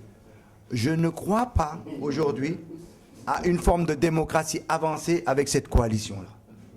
Cette manière de démocratie confisquée, à savoir, j'essaye de récupérer tous les appareils, j'essaye d'aseptiser toute forme d'opposition pour en fin de compte pouvoir continuer à gouverner, je suis contre ça. Et c'est pourquoi j'ai dit dans tous mes textes, il faut aujourd'hui assassiner les pères de cette gauche moribonde, en commençant par Dansokho, par Savané, par Djagili, pas Djagili, comment il s'appelle, Bachili, Andoï. Tous ces gens-là sont des gens de la gauche. Moi, je ne travaillerai plus avec eux. Et s'il faut trouver quelque chose d'autre, c'est en dehors d'eux. Parce qu'ils ont toujours vivoté au niveau des appareils. Ils n'ont jamais fait leur bilan en dehors d'être des accompagnateurs et des faiseurs de rois. Moi, aujourd'hui, je crois à une nouvelle dynamique. Cette nouvelle dynamique devra s'articuler autour des gens qui ont osé dire non, en disant qu'une démocratie s'arrache, elle ne se mendie pas, elle ne s'obtient pas à pas comme on veut nous le faire croire par sucette. Donc je dis, c'est cette forme républicaine de lutte que je vais avoir tout en étant ouvert à toute forme de débat pour nous faire avancer dans notre démocratie. Merci Ben. Alors, est-ce que parmi les gens du public, voilà, il y avait Baïcher qui s'était déjà manifesté. Je vais passer la parole à Baïcher et si quelqu'un d'autre souhaite se prononcer, voilà. De préférence, un camp du oui et un camp du non. Oui, Baïcher. Baïcher n'est pas étiqueté. Moi, excusez-moi.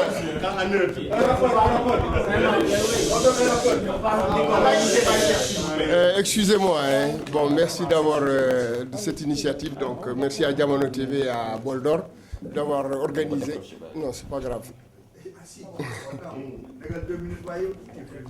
Donc, vous avez beaucoup parlé de mon parti qui est absent aujourd'hui ici. C'est l'abstention. Et non, mais c'est vrai. Parce que il faudrait que, toutes tendances confondues, tous les partis aujourd'hui, toute la classe politique, que ça soit aussi la société civile, qui n'est pas civile, qui est politique. Parce qu'en fait, c'est juste une passerelle pour avoir un strapontin. Tout le monde le sait. Il faudrait que tous qu'on réfléchisse pourquoi on en est arrivé là. Ce n'est pas seulement spécifique au Sénégal. Même ici, aujourd'hui, le premier parti en France, c'est l'abstention. Tout simplement parce que la classe politique est disqualifiée. Il y a un désamour extraordinaire du peuple envers la classe politique par ses pratiques très douteuses, par la violence aujourd'hui verbale, par la violence physique qui caractérise aujourd'hui l'action politique au Sénégal. Réfléchissons, nous sommes tous, c'est le cas de le dire, et c'est pas une métaphore, nous sommes tous embarqués dans la même pirogue. Et que donc on doit pouvoir se parler malgré nos divergences, malgré nos contradictions. On doit pouvoir se parler. On doit pouvoir, parce qu'il y a beaucoup de dangers qui aujourd'hui nous entourent et qui nous menacent. Tous les pays africains aujourd'hui sont presque atteints. Et le Sénégal n'est pas un îlot dans cet océan de Pacifique. Non, ça peut nous arriver. Et si ça nous arrive demain, c'est toute la classe, c'est tout le peuple qui doit être uni pour lutter contre ça. Donc, de grâce, moi, je ne sais pas, c'est un appel du cœur que je vous fais. Essayons de transcender des trucs. Voilà, il y a trop de problèmes de personnes qui gangrènent malheureusement l'action politique au Sénégal. Ce n'est pas un débat idéologique, il n'y a pas de différence, il n'y a aucun parti, il n'y a pas de projet de société, il n'y a pas d'idéologie, il n'y a absolument rien du tout qu'on propose au peuple sénégalais. C'est à la limite, à un bon moment, tous contre tel. Ça a été le cas d'Abdou Diouf, tous contre Abdou Diouf. Tous les partis, toutes les tendances, les sociétés civiles se sont liguées pour faire partie de l'EPS après 40 ans de pouvoir. C'était bien. Après, c'était quoi? Wad. Après, c'est tout le monde, tous contre Wad. On s'est ligué contre Wad, contre le PDS. C'est parti. Aujourd'hui, c'est tous contre Macky. Jusqu'à quand? Jusqu'à quand le peuple sénégalais est pris en otage? Ça suffit. Essayons de réfléchir, de proposer. Le débat, il doit être enrichi.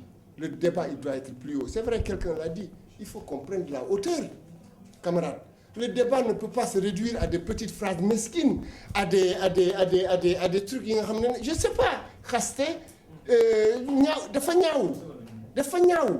donc même on doit ramener la morale, l'éthique au niveau du débat politique, au niveau de la chose politique.